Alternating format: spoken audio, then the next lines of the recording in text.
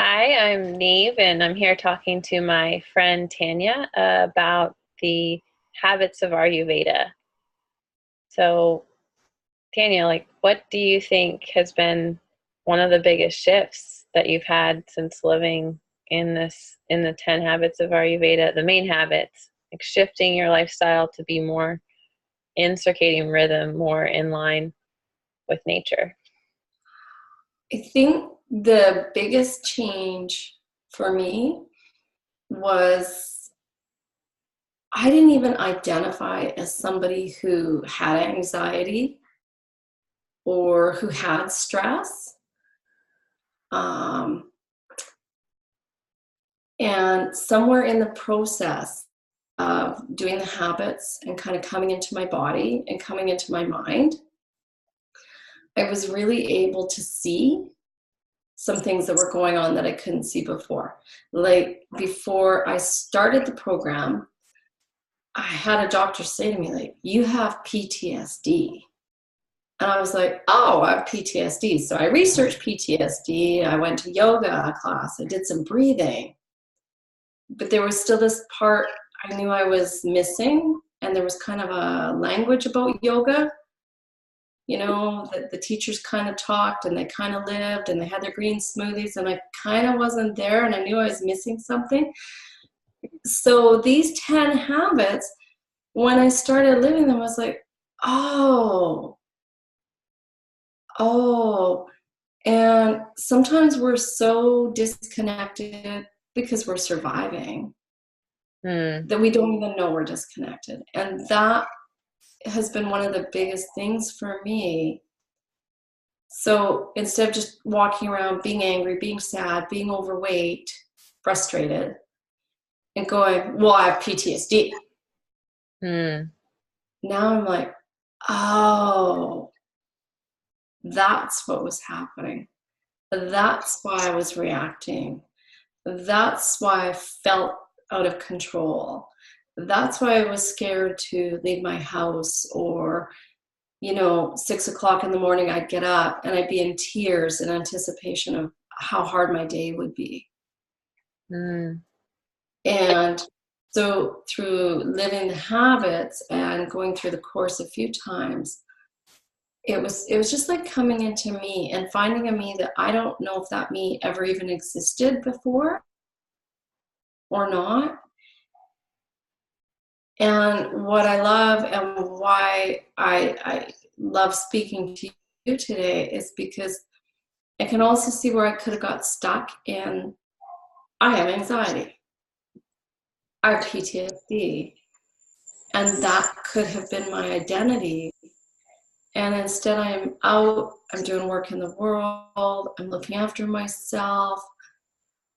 There's still some things in my life that are going to trigger a PTSD type reaction, or they're going to trigger anxiety, but it's not my identity and it's not me anymore. And instead of just living in this kind of little hell, I get to look around every day and go, oh, right, right, yeah, okay, a little bit over there. That's right, I do that. Okay. And I've got all these great tools to move forward. And it's just as simple as waking up in the morning and going, oh, I don't feel like crap. Or if I do, like, I know why I feel like crap. Hmm. And there's a huge, huge celebration in that. And when you have PTSD or anxiety, there's the depression that goes with it. So it's really scary to feel the feelings because you're afraid you'll never come back out. And so when I work in the groups and the coaching and we show up with you every week to have a chat, I have that safe container. And so during the week, I can kind of do some of the hard work, but I'm really committed to showing up in the group every week. And every week they remind me I'm safe, I'm doing the work, I got these great tools, and I pull them back out for another week. And that's why I love that we do this for a year now, not just 10 weeks. And we really dive in. And I've been doing this for 2 years, right? And look at me, like I'm down 30 pounds, I have a life, and I never got into this to lose weight. I just felt like I was losing my mind. Mm. And my kids were struggling, and I wanted to help my kids. And I got so much more. Yeah, that's a lot. Like I don't even know how to respond to all of that because I'm like, okay, stress into ease, disconnected to connected, weight to less weight. Like there's just so many things. I'm like, I don't even know. Like feeling disconnected. When you talked about that, that's like, and waking up and just being fearful of approaching the day, that has shifted Yeah. by living in rhythm, by the 10 habits. Yeah. That's so powerful. Yeah.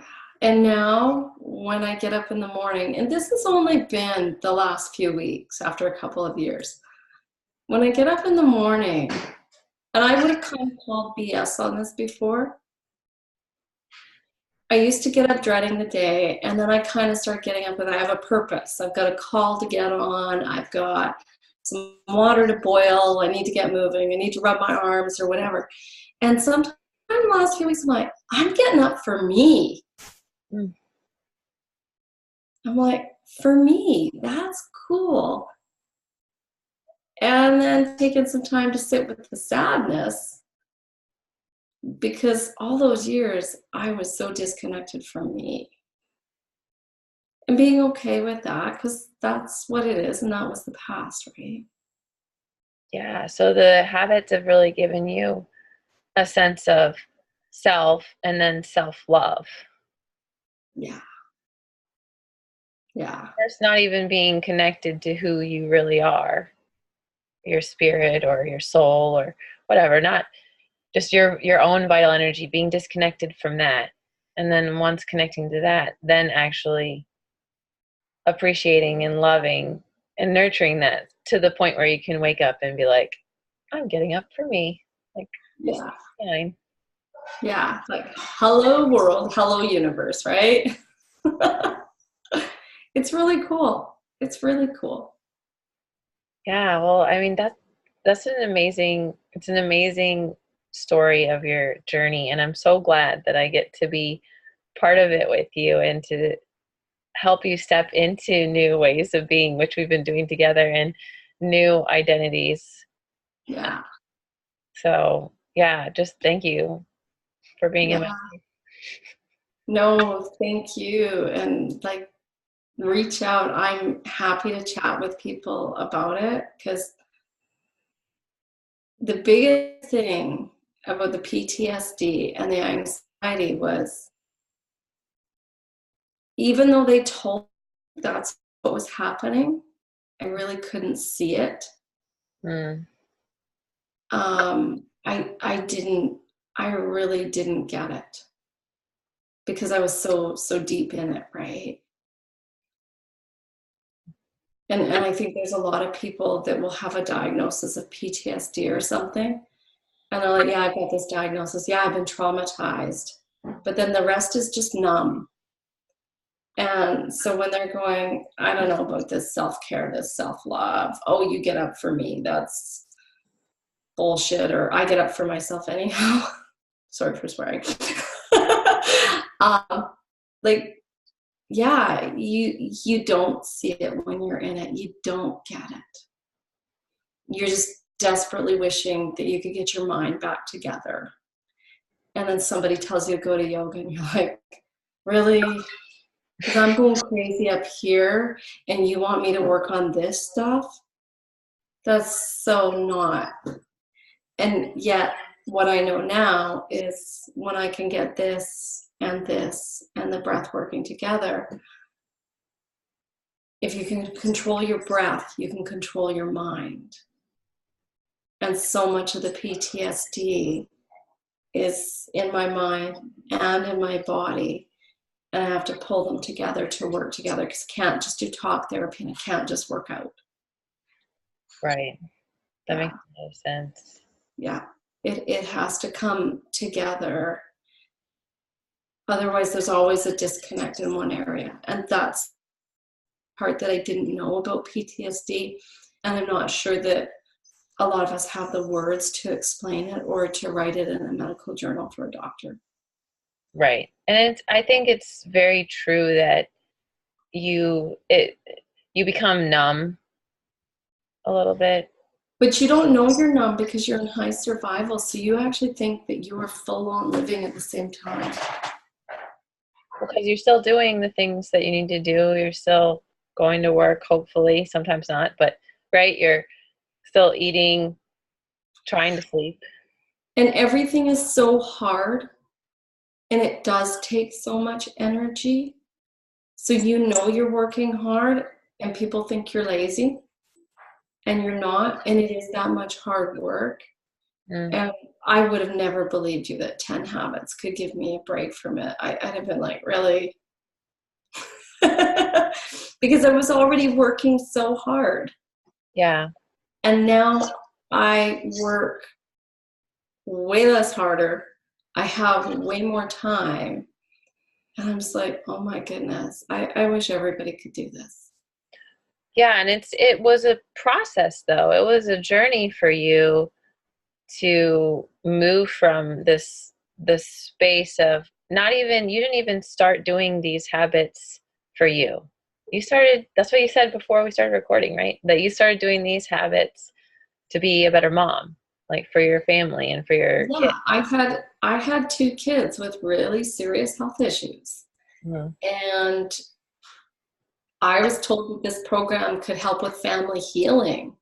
And I Mm. was like, oh hell, my family has to heal. Like, I've got a kid that's going to die, and I've got another one that struggles every day with a brain injury. Like, it was hard. It was really hard. And then realizing the benefits that came to me and how I'm so much more able to step up for them by taking care of me. And I thought I was, but I wasn't. And that's that whole numbing thing again, right? When you're in survival mode and you just go when you think you're doing it. And so, yeah, it takes some vulnerability to step in and say, yeah, okay, I'll sit in this program for a year. And when I sat in the program for the year, I sat in the program. Didn't really participate, but it trickled down. It did. And we do video calls. So I was on the phone, so I could just sit and tears could run down my face. And I didn't have to, nobody called me on my crap because I didn't let them see it. But I was still doing the work. So And yeah, I like showing up on these live calls now, because when there's on my face or disdain or disbelief, you see it and you're like, hey, what's up? yeah, for sure. And just the compliment, the recognition that you got today, like where one person was just like, Tania, your voice is so grounding and calming and beautiful and nurturing. And it's like, was that your voice 2 years ago? Oh my gosh, no. And after she says this and I'm done, I'm in my kitchen eating cookies and I'm like, oh, I still eat emotionally because that was big for me, right? I'm like, oh, yeah, that was overwhelming. So I still enjoyed the cookie. And then I didn't have another one. Had a bliss ball, got some chia seeds stuck in my teeth before I meet you. And I'm like, okay, I'm eating emotionally. Wow. And I can feel it. And I'm like, cool. Yeah, and that's the example of the one of the habits, which is easeful living. It's like even when we're not doing the things that we know we should be doing or that we want to be doing, or the person we know we're becoming, we're not quite in alignment with that new person that loves themselves or is happy, and we do something that's out of that, to be okay with it. Like that's easeful living. And I think that that's what, the cool thing about Ayurveda, which Ayurveda is about living in rhythm with nature and with your body. But one of the things is like taking like these little tiny baby steps in the right direction and being okay when you decide to eat the cookie. Like, Yeah. And then realizing partway through, oh, I'm eating the cookie. And then it was like, okay, that was really emotional. That was big. I'm having trouble processing it. There's my old go-to. So I'm going to process it and I'm going to enjoy the heck out of this cookie because I actually don't need to have that dysfunctional relationship with food anymore. I was like, so go ahead and enjoy the heck out of the cookie, which I did, right? But I also allowed the feelings to come and to say, that was big, that was emotional. That's not where I used to be. But that is the person I always wanted to be, and it's who I would still like to become more of. mm. So, yeah. Well, thank you for your time and your story and sharing how Thank much you. the habits and Ayurveda has really benefited you and your family. It's really Yeah. huge. It's been life-changing. Thank you.